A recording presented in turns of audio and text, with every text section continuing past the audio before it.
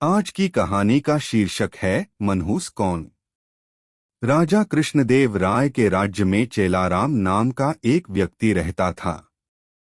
वह राज्य में इस बात से प्रसिद्ध था कि अगर कोई सुबह सवेरे उसका चेहरा सबसे पहले देख ले तो उसे दिन भर खाने को कुछ नहीं मिलता। लोग उसे मनहूस कहकर पुकारते थे। बेचारा चेलाराम इस बात से दुखी तो होता, लेकिन फिर भी अपने काम में लगा रहता।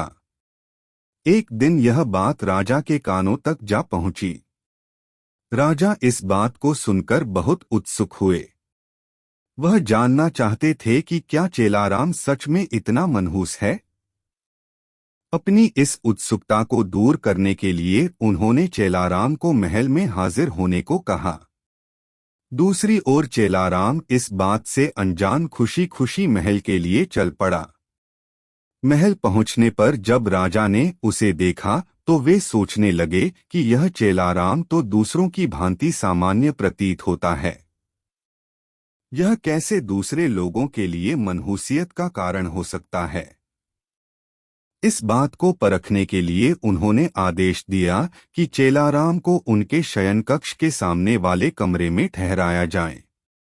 आदेशानुसार चेलाराम को राजा के कमरे के सामने वाले कमरे में ठहराया गया।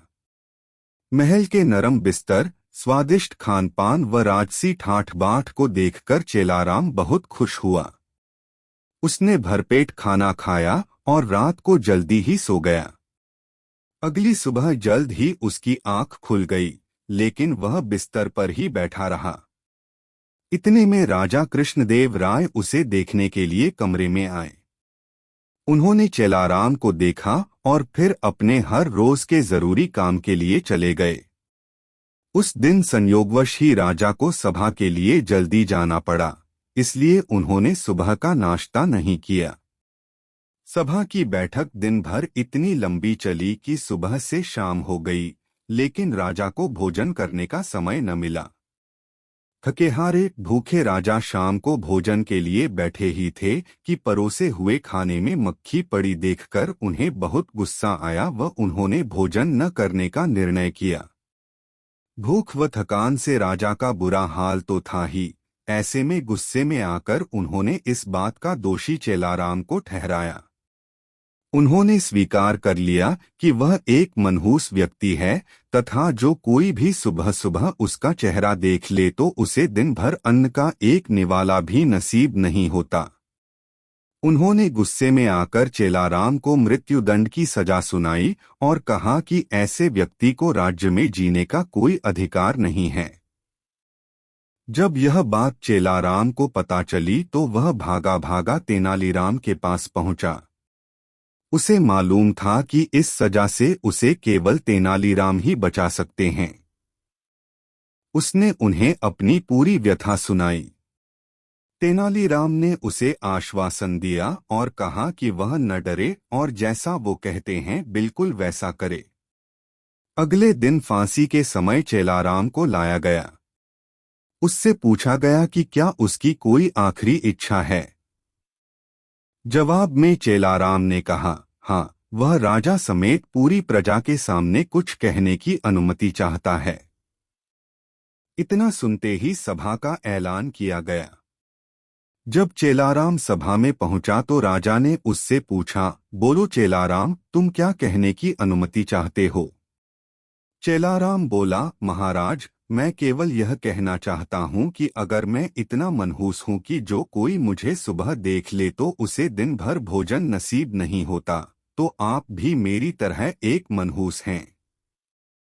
यह सुन सभी उपस्थित लोग भौंचक के रह गए और राजा की ओर देखने लगे।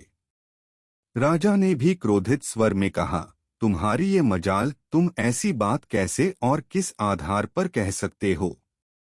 चेलाराम ने जवाब दिया, महाराज, उस दिन सुबह सबसे पहले मैंने भी आप ही का चेहरा देखा था और मुझे मृत्युदंड की सजा सुनाई गई। इसका अर्थ तो ये हुआ कि आप भी मनहूस हैं। जो कोई सुबह सबसे पहले आपका चेहरा देख ले उसे मृत्युदंड मिलना तय है। चेलाराम की यह बात सुनकर महाराज का गुस्सा शांत हुआ और उन्हें यह एहसास हुआ कि चेलाराम निर्दोष है। उन्होंने शीघ्र ही उसे रिहा करने का आदेश दिया और उससे माफी मांगी। उन्होंने चेलाराम से पूछा कि उसे ऐसा कहने के लिए किसने कहा था। चेलाराम ने जवाब दिया, तेनालीराम के अलावा कोई और मुझे इस मृत्युदंड से नहीं बचा सकता था, इसलिए मैंने उनके समक्ष जाकर अपने प्राणों की गुहार लगाई थी।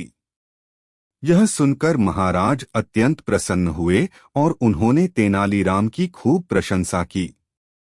उनकी बुद्धिमानी को देख महाराज ने उन्हें रत्नजड़ित सोने का हार इनाम स्वरूप दिया। कहानी से क्या सीख मिलती है, आइए जानें। इस कहानी से हमें यह शिक्षा मिलती है कि बिना सोचे विचारे हमें किसी की भी बातों में नहीं आना चाहिए। दोस्तों, अब जल्दी से चैनल को सब्सक्राइब भी कर ले ऐसी ही रोचक कहानियां सुनने के लिए, और इस वीडियो को लाइक करके शेयर भी कर दे ताकि ज्यादा से ज्यादा लोगों तक इस कहानी की शिक्षा पहुंचे। धन्यवाद।